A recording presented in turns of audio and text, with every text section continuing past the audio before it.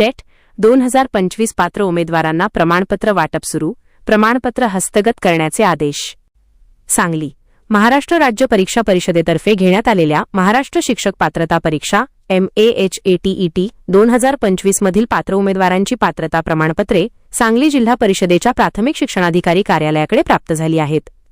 ही प्रमाणपत्रे हस्तगत करण्यासाठी उमेदवारांना मुदत देण्यात आली असून सर्व पात्रधारकांनी तात्काळ आपली प्रमाणपत्रे घेऊन जाण्याचे आदेश प्राथमिक शिक्षण विभागाने दिले आहेत.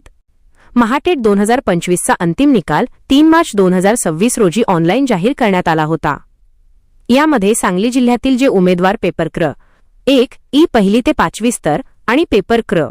2 ई 6वी ते 8वी स्तरमध्ये उत्तीर्ण झाले आहेत, त्यांना या मोहिमेत प्रमाणपत्रे दिली जात आहेत. मे 18 ते 8 जून दरम्यान वाटप. स्वतः उपस्थित राहणे बंधनकारक.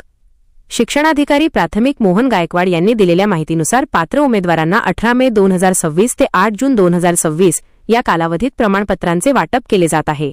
सर्व पात्रताधारक उमेदवारांनी नमूद केलेल्या वेळेत आवश्यक त्या मूळ कागदपत्रांसह स्वतः उपस्थित राहून आपले प्रमाणपत्र हस्तगत करावे, असे आवाहन जिल्हा परिषदेने केले आहे. प्रमाणपत्र हस्तगत करण्यासाठी लागणारी आवश्यक मूळ कागदपत्रे. कार्यालयात जाताना उमेदवारांनी खालील मूळ कागदपत्रे ओरिजिनल डॉक्युमेंट सोबत आणणे अनिवार्य आहे. 1. महाराष्ट्र शिक्षक पात्रता परीक्षा प्रवेशपत्र ॲडमिट कार्ड. 2. महाराष्ट्र शिक्षक पात्रता परीक्षा गुणपत्रिका प्रत स्कोर कार्ड. 3. DTED .BEd. पदवी उत्तीर्ण गुणपत्रक किंवा प्रमाणपत्र. 4. आरक्षण प्रवर्गाचे जात प्रमाणपत्र. 5. दिव्यांगत्वाचे प्रमाणपत्र लागू असल्यास. 6. माजी सैनिक असल्यास त्याबाबतचा पुरावा. 7. ओळखपत्र आधार कार्ड, अभिन पॅन कार्ड. विशेष सूचना. प्रमाणपत्र घेण्यासाठी उमेदवाराने स्वतः उपस्थित राहावे. दिलेल्या मुदतीनंतर येणाऱ्या अडचणींना उमेदवार स्वतः जबाबदार राहतील याची नोंद घ्यावी.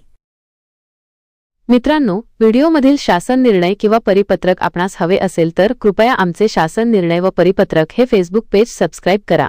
त्यानंतर सबस्क्राईब केल्याचा स्क्रीनशॉट 7588152456 या क्रमांकावर व्हॉट्सॲप करा.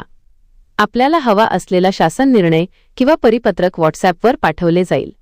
लक्षात ठेवा, शासन निर्णय व परिपत्रक मिळवण्यासाठी फेसबुक पेज सबस्क्राईब करणे आवश्यक आहे.